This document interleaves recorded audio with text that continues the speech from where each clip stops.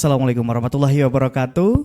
Apa kabar pemirsa? Senang sekali hari ini saya Dery Odeng kembali membersamai Anda dalam acara Bincang hari ini.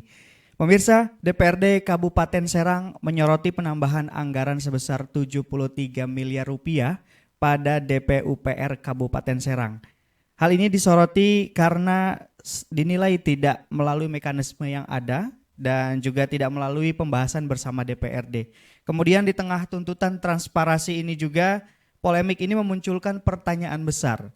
Lalu mekanisme penambahan anggaran dilakukan, siapa yang bertanggung jawab, dan sejauh ini apakah kepentingan publik benar-benar menjadi dasar kebijakan tersebut.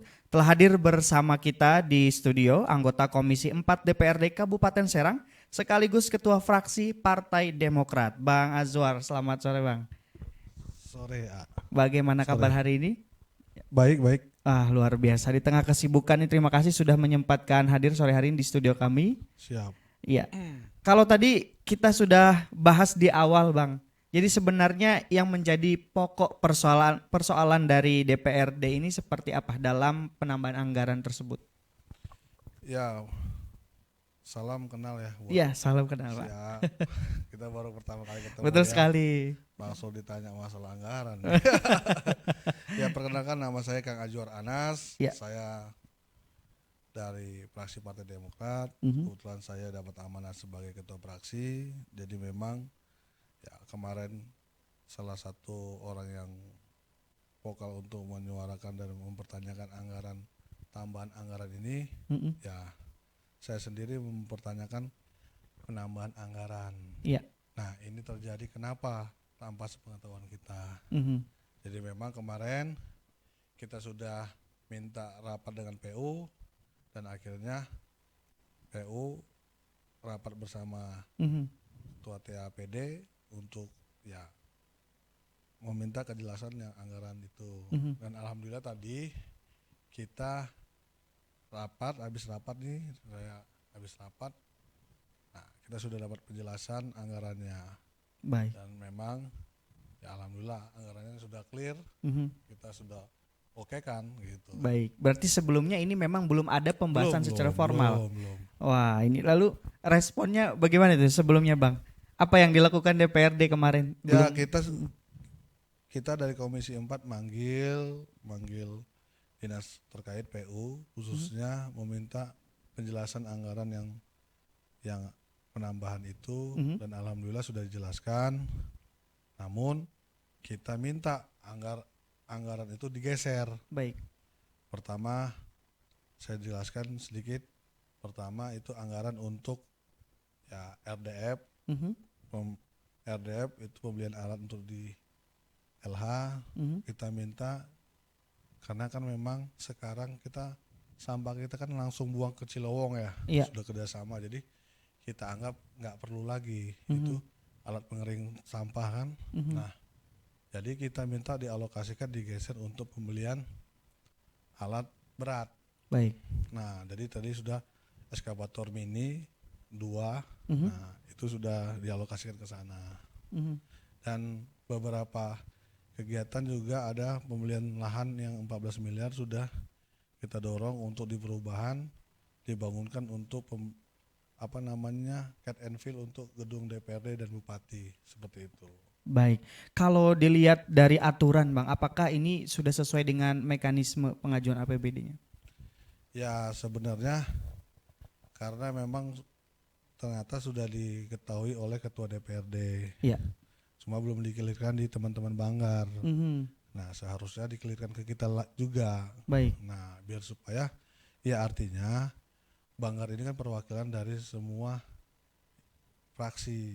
Nah, harusnya disampaikan ke kita biar kita ketahui. Jangan sampai ujuk-ujuk ada nongol begini kan, artinya seperti seakan-akan sembunyi-sembunyi kan. Betul. Nah, ini yang membuat kita ya enggak, artinya ya ini kan harus dipertanggungjawabkan kepada masyarakat, seperti itu. Iya, setuju. Jadi sebenarnya urgensi dari penambahan sebesar ini itu apa, Bang? Nah, jadi memang kita melihat kemarin nggak ada urgensinya. Makanya kita dorong tadi kemarin dan tadi juga difinalkan. Nah, ya. Alhamdulillah sudah ada urgensinya. Jadi kita dorong kepada kepentingan masyarakat. Iya. Yang kemarin beli mesin RDF kan 2 miliar, akhirnya udah beli alat berat 2 unit. Terus beli alat untuk menyedot air kebanjiran. Nah, intinya ada anggaran 14 miliar itu dibeli untuk penanganan banjir. Baik. Baru beli alat berat amfibi. Nah, itu juga sudah kita dorong dan sudah diokein sama PU tadi. Seperti itu. Wah, salah satu fungsi pengawasannya ini sangat berjalan berarti Bang ya. Alhamdulillah. Tadi kalau misalkan Abang sempat bahas, kayaknya ini nggak perlu lagi alat pengering sampah ya. Ya. Nah mungkin kalau tidak ada koordinasi tadi mungkin ini bisa dibeli lagi nih. Kan itu menjadi hal yang sia-sia karena kita sudah menganggarkan anggaran yang cukup besar dalam penanganan sampah seperti itu. Kemudian tadi berbicara mengenai transparansi kepada masyarakat Bang. Ya. Sejauh ini bagaimana sih masyarakat bisa mengakses perubahan anggaran di daerah? Ya, jadi memang makanya kita menyampaikan bahwa ya jujur teman-teman media, LSM, Vertika datang ke DPRD menyampaikan keluhan dan tentang transparansi tentang anggaran, ya kita sambut dan saya jelaskan. Ya. Begini kondisinya, termasuk masalah yang tambahan itu saya jelaskan ke teman-teman media. Nah, 10-14 miliar beli pengadaan lahan, Gunung Menteng. Nah, baru 2 miliar buat alat RDF yang awalnya ya sebelum dirubah. Nah, terus ada 2 miliar untuk pembangunan pesantren. Nah, dan 5 miliar untuk pembangunan seperti Royal baru tuh. Fasilitas publik. Baik. Fasilitas publik seperti itu 5 miliar. Nah, ini dan Tugu Golok di Ciamas. Baik. Nah, itu di awal posturnya begitu yang tambahan yang kita ketahui dan akhirnya sudah kita rubah tadi, sudah disepakatin, alhamdulillah posturnya sangat menyenangkan hati saya secara pribadi. Ya. Lebih didorong kepada proses untuk masyarakat. Baik. Seperti itu. Jadi ini yang sudah direvisinya akan lebih berdampak lagi ya, iya. Bang ya. Setuju sekali. Tapi berbicara mengenai tadi koordinasi, sebelumnya tidak ada tembusan, apalagi Abang selaku salah satu anggota Banggar nih. Ya. Apakah ini mungkin menandakan lemahnya komunikasi antara eksekutif dan legislatif ini? Nah, memang gini, saya menyampaikan secara jujur. Memang ini yang terjadi di Kabupaten Serang. Antara eksekutif dengan legislatif memang komunikasinya kurang kebangun. Baik. Nah, antara ketua DPRD dan kadang memang ya sangat kita sayangkan sekali juga memang ya baru kali ini yang saya lihat tuh ketua DPRD jarang dilibatkan dalam hal-hal kegiatan Pemda seperti itu. Baik. Wah, ini sih agak sedikit ini ya, rancu sepertinya Bang ya. Nah, iya. Karena harusnya legislatif, eksekutif duduk bersama Benar. untuk membangun sebuah daerah. Nah, Ya. Jadi bagaimana nih langkahnya ke depan nih Bang, dari pandangan Abang pribadi ya, sebaiknya bagaimana komunikasi yang harus terjalin? ya memang artinya butuh kelegoan, keikhlasan kita.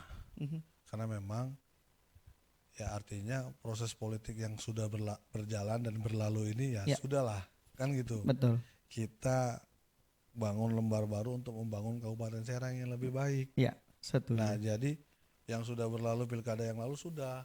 Nah, jangan dibawa-bawa ke sekarang ke pemerintahan, kan ini jadi akhirnya ya artinya ini yang membuat pasti ada gap, jarak. Nah, sehingga apa? Pasti selalu komunikasi ini nggak kebangun baik seperti itu. Betul, sangat setuju sekali ya. Dan mudah-mudahan nanti komunikasinya setelah ini bisa lebih maksimal lagi Bang. Ya, amin, Jadi 2026 sampai 2029 Kabupaten Serang ini luar biasa. Ya kita berharap ya artinya gini, kita dari DPRD, saya sendiri dari fraksi Partai Demokrat sangat menginginkan harmonisasi komunikasi yang baik dengan eksekutif, sehingga apa, kita bisa sama-sama saling membangun. Ya. Artinya kita selalu menginginkan ya, komunikasi yang baik sehingga kita bisa berikan masukan. Jadi apapun masukan kita jangan dianggap bahwa itu dianggap oposisi, dianggap Iya. wah tidak suka. Nah itu enggak. Iya, padahal penting sekali ya ada checks Nah and balancing. itu penting Iya. karena kita kan saling support, supportnya kan berbeda. Mhm. Ada support yang misalnya kasih kebenaran, karena mungkin ada kasih supportnya yang mengiyakan terus kan. Betul. Nah kita ini supportnya kasih masukan yang baik Baik. seperti itu Mhm. gitu. Nah, berbicara mengenai tadi pembangunan, kemudian ini masih ada hubungannya dengan DPUPR, Bang. Kita masih melihat Puspemkab Serang yang berada di Ciruas ini belum maksimal dimanfaatkan dan bahkan mungkin fasilitasnya belum lengkap. Bagaimana nih tanggapan Bang Azwar sendiri? Makanya tadi rapat dengan PU, saya pesankan ke PU bahwa kita ini sudah 17 tahun nih, artinya jangan sampai terkesan bahwa Pemkab Serang ini ya, seakan-akan melakukan pembiaran terhadap apa ya, terhadap Aset-aset daerah. nah ada aset yang kita sepakati dan bahkan perda percepatan pembangunan sudah didorong. Baik. Nah ini jangan sampai kita lupakan.